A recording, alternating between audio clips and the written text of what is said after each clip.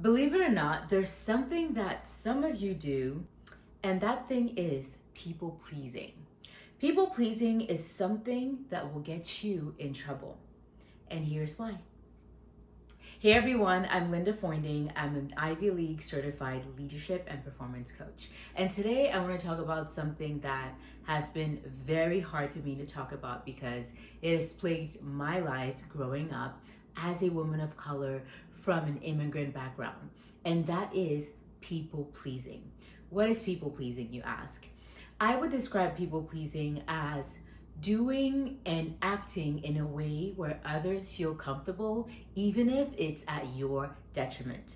That's the overexertion of you being nice versus being kind. And I've talked about the difference between being nice and being kind in my channel. And obviously at the end of this video, I will talk about things that you can do to grow out of that, right? Things that you can do to heal, because that's what we're here for. Why do I say that people pleasing will get you as a woman in trouble? That's because as a people pleaser, it will dictate your life, your career, your relationships, and your friendships. I have so many stories to tell you, but you know what? It's hard to hear this, but if the shoe fits, wear it, because the goal is to heal and not to judge. And like I said, I have been a proponent of people pleasing, and I am a recovering people pleaser as we speak. I am choosing myself, and I am choosing to move forward for myself, for my betterment, and putting myself first before others. And you should too. And guess what? It's not selfish. It's not rude. It's not mean. Anybody who tells you that putting yourself first is selfish is trying to use you, and potentially is seeing that you're finally gaining the confidence that you needed to have, and they're seeing that they cannot abuse you and use you and take from you anymore, okay? I'll hold your hand when I say this, my friend, but if you're a people pleaser, number one, you are fake. Yes, you are fake. Sorry to say that, but you are. Number one, you're fake. Why am I saying that? I'm saying fake, I'm using that word because I mean you're never true to yourself. You will always make sure that everybody else is comfortable, even if it's at your own detriment. That's literally in the definition of people pleasing. You're fake. You're doing things for other people, even if deep down that's not what you want, even if everything inside of you goes against that. Why are you fake? Why are you acting that way? Maybe you feel like if you don't do what this person wants, maybe you feel like if you don't act a certain way or be a certain way, you will not get X, Y, and Z. Or you may find yourself in a dangerous situation.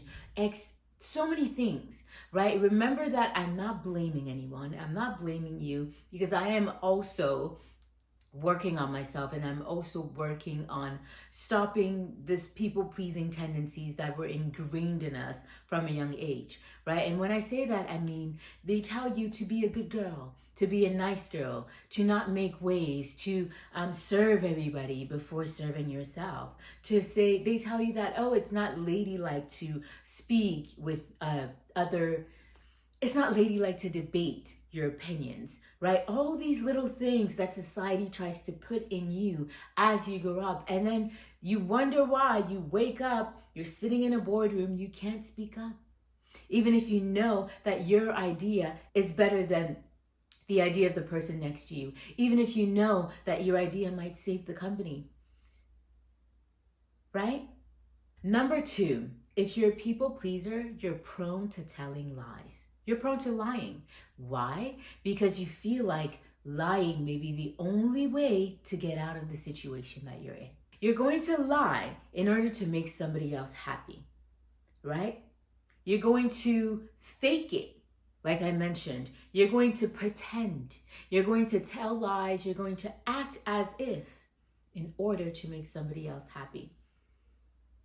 That's what people pleasing costs you. Your integrity. Lying. Is it worth it? I don't think so. Not to me, at least. And number three, you are a great pretender. And this might be the most dangerous one. You know why? Because you're a chameleon. When you're with me, you'll tell me what I want to hear, right? And then when you're with somebody else, you'll talk about me to that person, or you will acquiesce to what that person is saying about me, right? And you're supposedly my friend. You will camouflage your feelings. You will shapeshift. You will pretend. You will act, right? That is a big danger of people pleasing. At some point, you may lose yourself. You may lose, like I mentioned, your integrity. If you keep lying, people are not going to trust you anymore.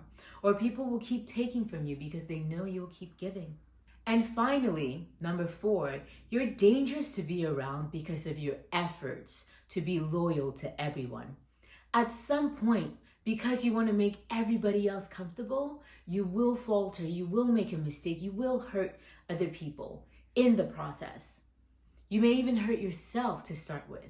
You're more concerned about what everybody else thinks rather than what the right thing to do is, right? Your moral compass wiggles, right? It's no longer about what's right or wrong or what's morally correct. For you, it's about, oh, maybe I need to do this because, and then when you're a people pleaser, it's easy for you to be influenced by people with big personalities, with big egos, right? It's easy for you to fall into, I don't know, enter a cult, follow a dictator, because you feel like that person has that big personality and you can follow them and you can, believe in them and do what they want to do. And they will make you do whatever it takes.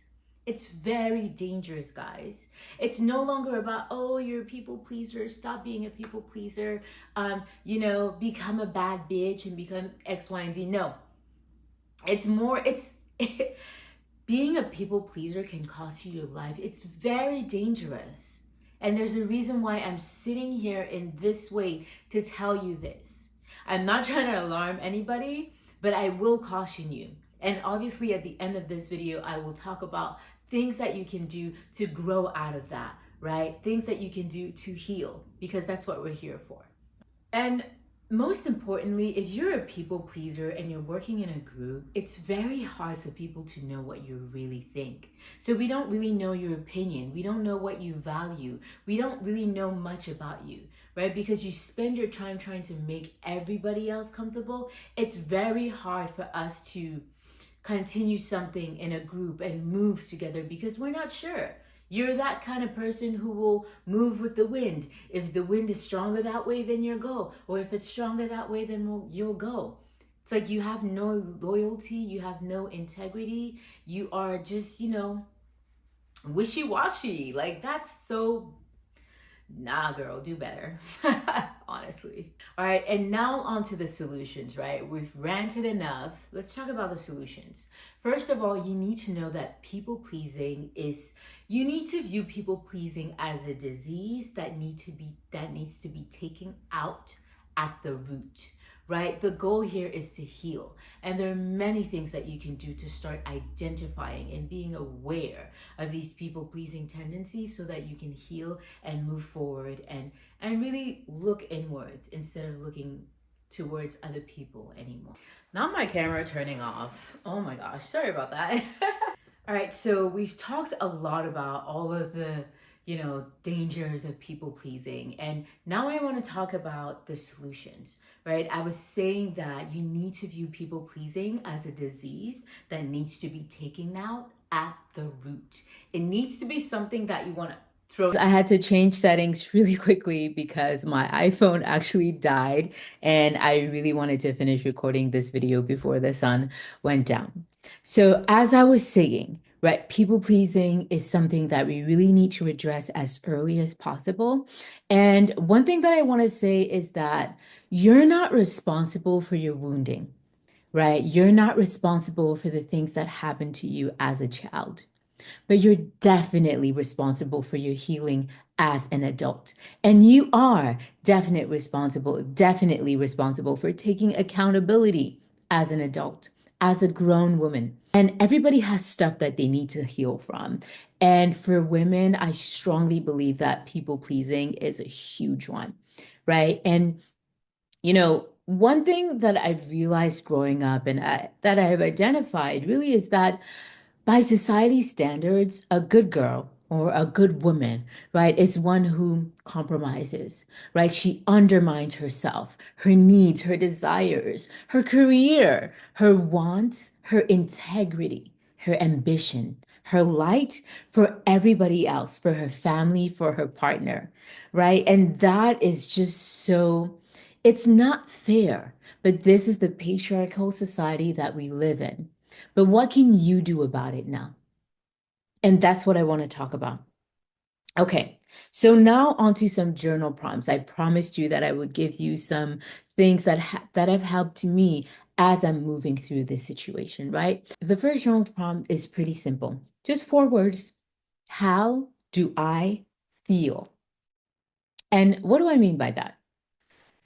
When I say how do I feel, I really mean how do I feel about myself? Do I love myself? Do I respect myself? Really, how do I feel? That's the first journal prompt. The second one is, do I feel resentment towards myself, towards others? And why? Do I feel resentment towards myself or towards somebody else? Right? But is it because of something that I did? Or is it because of something that I did not do when I should have?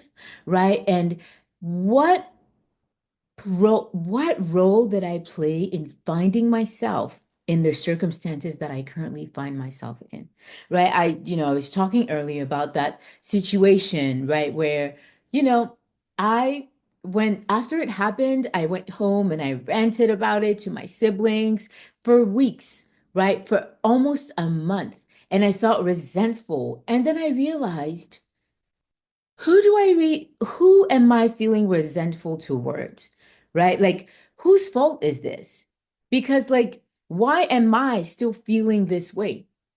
And I realize it's because of the things that I didn't do, the things that I didn't say when I needed to say them, right? So that's the journal prompt that I want you to have. And it could be about a specific situation or multiple situations, right? These journal prompts aren't for you to finish in one day and quickly bust out. No, it'll come to you. It'll come to you in your dreams. It'll come to you while you're eating. It'll come to you and you'll remember things and times in which where you felt like you really neglected your own self. You neglected your integrity. You neglected your own moral compass.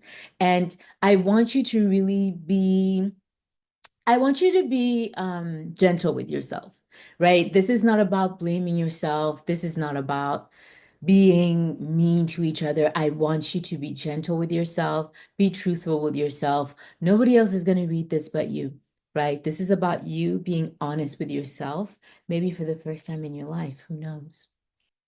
All right. The next journal prompt is taking it to the next step, right? So, what do I need in order to heal myself? What do I need? And I don't mean anything artificial, right? Like, what do I need in order to take care of myself? And this could, conjunct with what are some ways in which I can take care of myself? And I don't mean physically. I don't mean going to do, your hair and makeup, which is great. It's amazing, right? But it's fleeting. It's usually for a moment. You'll look at yourself in the mirror, you'll look at your nails, and you're going to be like, oh, this is so cute, right? And then basta. You'll go shopping, and the thrill of wearing the new clothes, it's going to be amazing, and then it'll be gone. So, what do I really need to take care of myself, to heal myself? Do I need therapy? Do I need coaching? Do I need time for myself? Do I need, you know, time by the beach, by myself, to journal, to contemplate? Do I need to forgive myself? Right? What do you need? It's all subjective to you. And finally, this is the most important one. What do I need to build back safety and trust with myself? Because as I said, as a people pleaser, right, you've gone through the fakeness, you've gone through the lying, you've gone through the great pretending, you've gone through having these dangerous attributes, right? Having these really not very nice attributes, and it's affected your relationships, it's affected your friendships, and it's probably affected how you move in the workplace. right? How many of you have found yourself sitting in a boardroom having a wonderful idea and not being able to speak up because you feel like if you speak up, you'll step on maybe somebody else's toes, right? You feel like if you speak up, you may say something wrong. So you keep the peace in the room by not overstepping your bounds. That's called being a people pleaser. And you were probably bred into that as a woman growing up as a young girl, being told not to debate any ideas, being told to be silent when others are speaking, being told to reduce yourself little by little, little by little. And finally, you'll look in a mirror and you don't recognize yourself. You don't even know what your own values are, what your moral compass is anymore, because you just kept doing for others. So, this is your time to do for yourself, to look inwards, to focus on yourself. And it's not selfish. It's being kind to yourself and it's showing love to yourself finally. Right? This is a message that has been on my heart to speak about these past couple days because I have been going through it. And I feel like I'm not the only one. And, you know, right in the description box below, if you've ever felt like you've had to compromise yourself to make everybody else feel better around you. Maybe you don't call it people pleasing. Maybe you call it something else. But we've all felt that. We've all had that. And I really want us to stop bottling up our emotions, to stop making everybody else comfortable. Make them uncomfortable. Who cares? You're uncomfortable, right? Say the thing. If it's going to help you get out of that feeling, if you really feel like your intuition is telling you to say the thing or to get out of there or to do whatever it is that you need to do it. Say the thing. Because guess what? It'll stop you from being uncomfortable. And then maybe people will respect you more because you finally voice your opinion. You finally say no, right? It's okay to say no. You may lose some friendships, you may lose some relationships, but guess what? Those weren't your people because they only liked your mask. They only liked the person that you pretended to be. And that's fine because you can't always pretend to be like that forever. That mask will slip sometimes. And it's better to just take it off, put it down, burn it, whatever. I burned my mask a long time ago and I feel so much better. I feel relieved, like a weight has been lifted off my shoulders. But sometimes, like I said, I still find myself in those little tendencies of, not speaking up and not wanting to make waves and not wanting to move the needle, being fearful.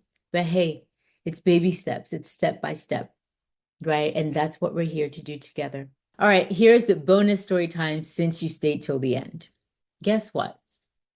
I remember when I was in high school and I had this friend who she was my friend, at least I thought she was my friend, but she would always say these little things to try to undermine me, to make me feel like I'm not enough, to make me feel like maybe feel like she's better than me in some way.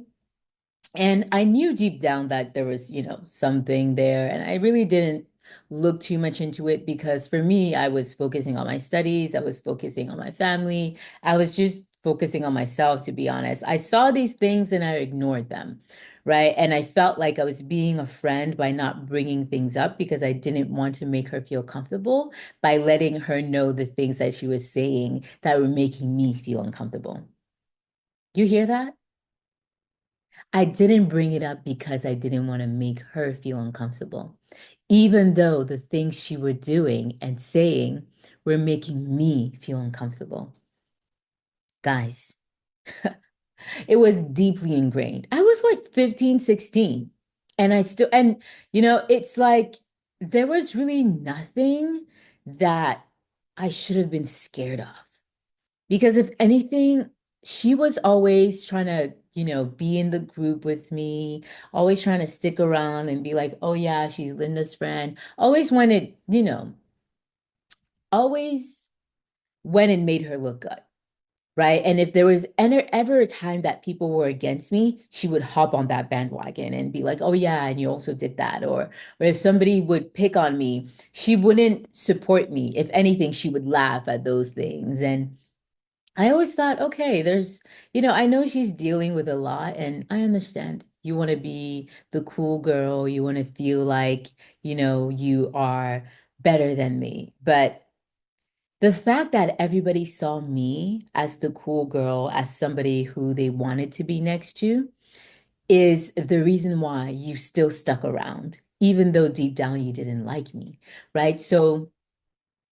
And so what happened one day was she asked me to do something, and every single part of me wanted to say no. Every single part of me wanted to be like, hell no, that's not fair. I want that. I'm going for that. If you want to do it fairly, right? And so there were student council elections, and she wanted me to not run for vice president so that she could run for vice president and win, right? And she said, "Oh, okay, Linda, can you please not run for vice president because, I've been at this school for so long and I really, really want this. I would really, really love it if you didn't run." And I remember bringing it up to one of my friends who was the president, who ended up being the president, and he was like, "Hell no. Why would you do that for her?" Right? Like, if she wants to be vice president, she should run and win like everybody else. Right? But guess what? I ended up letting her run for vice president, and I didn't run against her. And it was so when I think about that, it just feels like that was the moment where I was being where I sort of was losing trust in myself, because there was a deep part of myself who felt like I shouldn't do that. I should run, and if I have to run against her, then that's fine. The person who wins wins. But when I let her do that, and my reason for doing that was, I was being a great friend. I was letting her have what she always wanted, right? But it was at my detriment, because that is something that I always wanted as well. And, karma happened, and push came to shove. Professors got involved and things like that. And, I ended up being vice president. But if those things hadn't happened, I would have still felt to this day like I betrayed myself, because that's how I felt as soon as I told her yes. As soon as I said, "Oh yeah, okay, I'm not gonna run. You can run, and I won't be." And the thing is, and this was my lesson, because it was like, here I am being a people pleaser to people who are threatened by me. Being a people pleaser to people who I feel like are my friends but are not. Being a people pleaser to people who don't actually like me. Keeping the peace for them when they would never, when they can open their mouth and literally ask me to compromise myself, to step down, to not do what I was born to do, which is lead. And, this takes a lot of vulnerability for me to stand here and tell you this. And, it's hard for me to say, but at the end of the day, it has to be said, right? I felt like that person betrayed my friendship. That person sort of ruined something that I thought. That person betrayed my friendship and also made me almost want to compromise myself. And I feel like if she was really a true friend, she would never ask me to do something like that. But if I were true to myself, I would never accept something like this. So who's to blame? Who knows? That's not the point. The point is realizing and healing from that and overcoming that and making sure that never happens again. I learned my lesson. A little later, though, because in college, I still let these little things happen where I felt like by overextending myself, by doing more for my friends, I would receive that. And I never received that. And I'm learning now that giving and giving is not the way because people will just keep taking and taking. So if you're a giver, stop giving and see how they respond. Just be yourself. You don't have to do much. Just be yourself. Stop giving and see if you receive. And see if you are still loved the same way that they pretended to love you. If they do, that's wonderful. If they don't, that's wonderful too, because now you know. All right, everybody. I'm Linda Foinding. I'm an Ivy League certified mindset and career coach. And like I said, you've got this. Let's heal together. Let's do this together and let's stop being people pleasers.